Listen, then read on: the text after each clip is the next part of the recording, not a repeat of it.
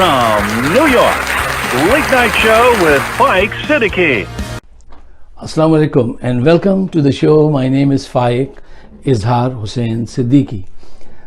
साहिबों, जो नवाज शरीफ की हिमायत करने आता है वो डूब जाता है। क्या था कि मैखाने से बच निकले तो तेरी आंखों में डूब जाता है। राना शमीम, साबिका जज गिलगित बल्तिस्तान, जिनकी पहचान है गुरूर, तकब्बर, नवाजे से दोस्ती, माल की ख्वाहिश, ये इनकी सिफात हैं। उनको अदालत ने तलब किया और वहाँ जो कुछ हुआ आपके सामने आ रहा है, आ गया है काफ़ी हद तक।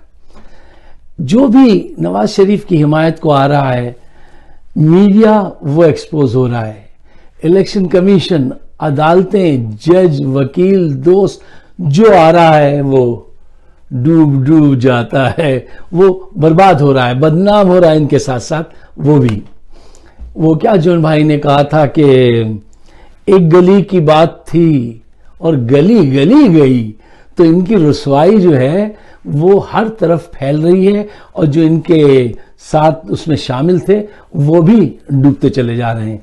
देखिए, मैं आपको मुख्तसरन एक एंगल देता हूं, उस पर सोचिए और आप खुद फैसला कर लीजिए। अगर राना शमीम साहब सच्चे होते तो अदालत में आके उनका अंदाज ही मुख्तलिफ होता। वो दो टोक अंदाज में बात करते। वो कहते जी जनाब, ये हमारा बयान है, हमने दिया है और ऐसा हुआ, मैं वहां मौजूद था जिस वक्त ये गुफ्तगू हुई और ये मैंने सब इसमें लिख दिया है। और उनका सर जो है वो फख्र से बुलंद होता, वो एक अच्छे, उनका बॉडी लैंग्वेज दूसरा होता। कल जिस अंदाज से वो अदालत में आए हैं, भीगे भीगे, शर्मिंदा शर्मिंदा, चुपके चुपके सोचते हुए, तो वो बता रहा था कि समथिंग इज रॉन्ग, बहुत बड़ी कहीं कोई खामी है। और फिर जो बातें उन्होंने की, उन सारी बातों को आप सोच लीजिए। पहले तो उनके अंदाजे गुफ्तगू से अंदाजा हो जाता है कि ये सही नहीं है, ठीक है ना। सच्चा आदमी होता कहता जी हाँ ये हुआ है और मैंने ऐसे ऐसे देखा है और ये मेरा बयान हल्फी है। पॉइंट नंबर 1, वो शर्मिंदा शर्मिंदा आया, फिर उन्होंने कहा ये मेरा बयान हल्फी नहीं है। गौर करते जाइए, मैंने जियो न्यूज को ये नहीं दिया, मेरा बयान हल्फी तो लॉकर में रखा है, लॉकर में अंडे दे रहा है। किस लिए लॉकर में रखा है? क्या ये कोई वसीयत है जो मरने के बाद बड़े तायाजान आएंगे वो निकालेंगे, फिर सब में बराबर की तकसीम होगी? ये वसीयत है? नहीं, लॉकर में कहा अच्छा अगर लॉकर में रखा है तो आप जरा उसको फौरी तौर पे मंगवा लीजिए। कहने लगे नहीं, उसमें तो मुझे कुछ टाइम लगेगा, मुझे 6-7 दिन दिए जाएं। तो कहा गया कि वो आप एम्बेसी को दे दें, एक्सक्यूज मी, और वो हम मंगा लेंगे। उस पर भी वो राजी नहीं। अच्छा, उनसे पूछा गया कि ये बताइए कि आपने पढ़ा है ये जो बयान हल्फी आपका छपा है? अब आप देखिए, फरमा रहे हैं हमने तो पढ़ा ही नहीं है अभी तक कि इसमें क्या लिखा है।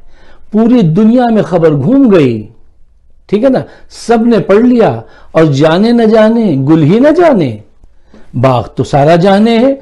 अब ये उससे भाग रहे हैं। ये सारे जवाबात जो इन्होंने दिए हैं कल अदालत में, वो सब फरार वाले हैं। एक किस्म का वो इकरार जुर्म है। अच्छा, अब देखिए, वो कहते हैं कि इसमें जो लिखा है वो उनको याद नहीं क्योंकि वो भूल गए हैं। अब वो ऐसे एक्ट कर रहे हैं जैसे मेमोरी का कुछ चक्कर है। अच्छा, तुम्हें वो 3 साल पहले जो वाकया हुआ था वो तो तुमने जाके हूबहू लिख दिया उसमें बयान हल्फिया में, उसके सामने, नोटरी पब्लिक के सामने, वो याद रहा 3 साल वाले पहले वाली बात। और 20 दिन वाली बात जो है वो तुम ऐसे एक्ट कर रहे हो कि तुम भूल गए, तुम कोई गायब दिमाग प्रोफेसर हो। वो एक गायब दिमाग प्रोफेसर पे बड़ा एक अच्छा पुराना वो याद आया, जो कि वो कुछ होते हैं ऐसे लोग, ये वाकईतन भूलते हैं।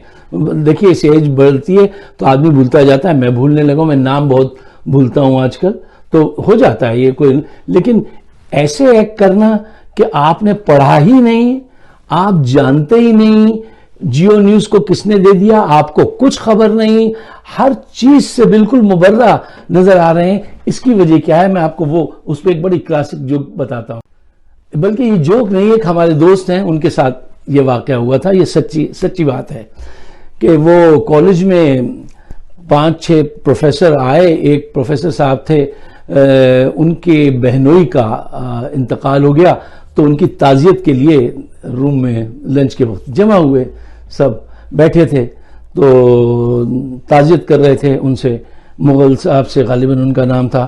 تو ایک سینئر پروفیسر صاحب آئے اور آ کے ایسے خاموش کھڑے ہو گئے جیسے کل یہ کھڑے تھے اپنے رانا شمیم صاحب. تو تھوڑی دیر سوچتے رہے, پھر ان سے مغل صاحب سے جا کے کہنے لگے کہ یہ فرمائیے کہ آپ کے بہنوئی جو تھے وہ شادی شدہ تھے؟ دیکھیے ان کا دماغ, وہ بھول تھی ان کے دماغ میں, اور ان کی عقل دیکھیے, بہنوئی شادی شدہ تھے. تو اس قسم کا ڈرامہ یہ کل کر رہے تھے رانا شمیم صاحب کہ کیا لکھا ہے یاد نہیں, کس نے دے دیا جیو نیوز کو یاد نہیں, اور الٹی باتیں کر رہے ہیں. جیسے پروفیسر صاحب نے کہا کہ وہ کیا آپ کے بہنوئی شادی شدہ تھے, تو یہ کس نے دیا ہے ہمیں یاد نہیں, ہم پوچھ کے بتائیں گے. اپنے وکیل ہم نے بدل لیا, اس وکیل سے پوچھیں گے, خود کچھ نہیں کہیں گے, وکیل سے پوچھیں گے. اچھا, میرے حساب سے غالباً اسٹوری کچھ اس طرح ہوئی ہے کہ یہ سارا ڈرامہ جو ہے, یہ پلان جو لکھا گیا ہے, ڈرافٹ اس کا, یہ انگلینڈ میں لکھا گیا.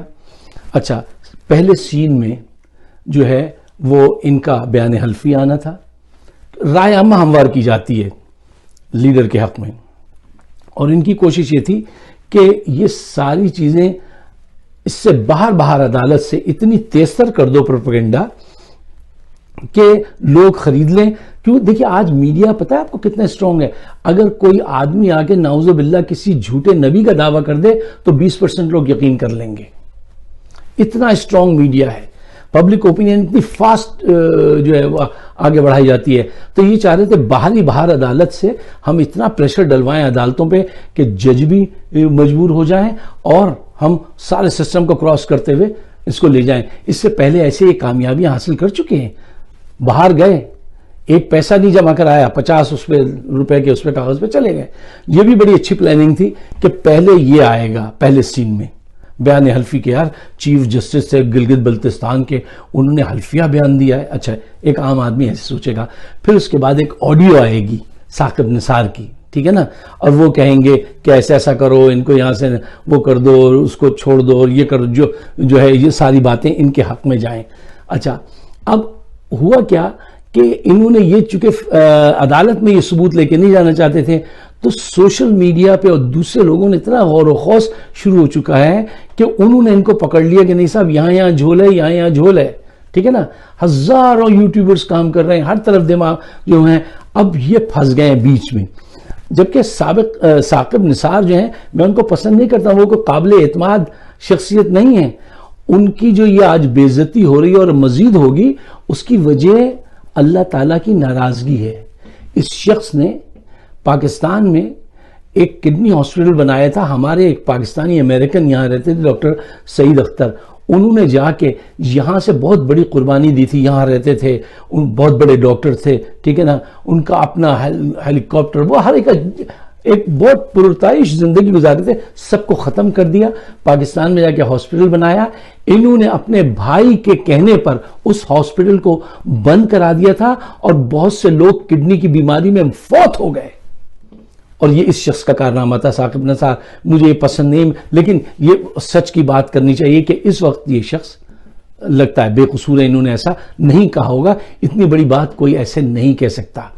اچھا دیکھیے, آپ کی عدالتوں کا کیا کردار رہا ہے, اس کا ذرا جائزہ لے کے دیکھیے سچائی کے ساتھ. پوری دنیا میں ہمارا عدالتی نظام اور اس کی کارکردگی جو ہے وہ 129 نمبر پر آتی ہے, 129 نمبر پر, سب سے نیچے 2-3 سے صرف اوپر. جو مرات ہمارے ججز لیتے ہیں پوری دنیا میں وہ 1 to 10 میں آتی ہے. یہ صاحب ابھی تک 25-30 لاکھ روپے لے رہے ہیں رانا شمیم صاحب فل عیاشی ہے یہ ان کی، اور ان کا انداز وہ کیا ہے، طریقہ کار کیا ہے، ان کا کردار کیا ہے، وہ تو پوری قوم کا کردار گر چکا ہے نا. ووٹر 2000 روپے میں بک رہا ہے، جج 2 کروڑ میں بک رہا ہے. کیوس ہے پورے ملک کے اندر ہر طرف. لیکن یہ جو ہیں یہ ججز قابل بھروسہ نہیں ہیں. دیکھیں نا فائز عیسیٰ کے سلسلے میں کیا فیصلہ دیا تھا، یاد ہے آپ کو؟ یہ وہ عدالتیں ہیں جس نے فائز عیسیٰ کی کرپشن کو چھپانے کے لیے سب ججز جمع ہو گئے اور انہوں نے کہا تھا کہ اب کوئی آج کے بعد سے فائز عیسیٰ سے ان کے کرپشن کے متعلق کوئی بات نہ کرے، کسی فورم پہ نہ کرے، ورنہ وہ اس کے خلاف مقدمہ چل جائے گا، وہ پکڑا جائے گا. یہ کردار ہے ان عدالتوں کا، ان ججز کا. ان سے آپ کیا توقع رکھتے ہیں؟ اب آج جو ہے اس کا لگایا ہوا پیسہ نواز شریف کا الیکشن کمیشن میں بھی اس کے کام آ رہا ہے، لیکن بدنام ہو رہا ہے، ان کو لے کے ڈوب رہا ہے. میڈیا میں بھی میڈیا کو بدنام کر رہا ہے، ان کو لے کے ڈوب رہا ہے. عدالتوں میں ججز کو ان کو لے کے ڈوب رہا ہے. کیوں؟ میں نے کل آپ سے ایک بات کہی تھی، یاد کیجئے. پہلی بات میں نے آپ سے کیا کہی تھی کہ عزت، میرا یہ ایمان ہے، ہو سکتا ہے آپ کا مختلف ہو، عزت ذلت اللہ کے اختیار میں ہے. اور جب کوئی آدمی اللہ کی پکڑ میں آتا ہے نا تو پھر یہ عدالت، یہ کانسپریسی، یہ ڈرامہ، یہ بھول، یہ سب کچھ کام نہیں آتا. یہ عتاب میں آئے ہیں اور اللہ کرے کہ اللہ تعالیٰ ان کا ایسا فیصلہ کرے کہ اس ملک کی بقا ہو، اس کے اندر بہتری ہو. کیوں پورا ملک کیوس میں، پورے ملک میں ہر طرف کیا ہے؟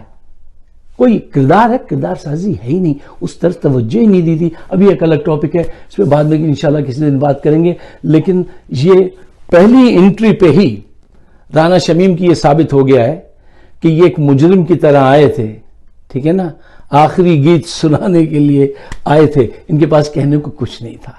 اب جتنی یہ کچھ بھی کر لیں یہ پھنستے ہیں. یہ کہتے ہیں کہ صاحب وہ نوٹری پبلک جو تھا، نوٹری پبلک نے غلط کر دیا. تو نہیں، نوٹری پبلک وہ نہیں دیکھتا کہ آپ کیا صحیح لکھ رہے ہیں یا جھوٹ لکھ رہے ہیں. وہ تو اس کے سامنے لکھا، اس نے ٹیسٹ کر دیا. اچھا وہاں سے کیوں کرایا، ٹھیک ہے نا. اچھا دوسرا حلف نامہ جو کہہ رہے ہیں وہاں رکھا ہوا ہے لاکر میں، وہ اس سے ملتا ہے تو یہ پھنستے ہیں، نہیں ملتا ہے تو یہ پھنستے ہیں.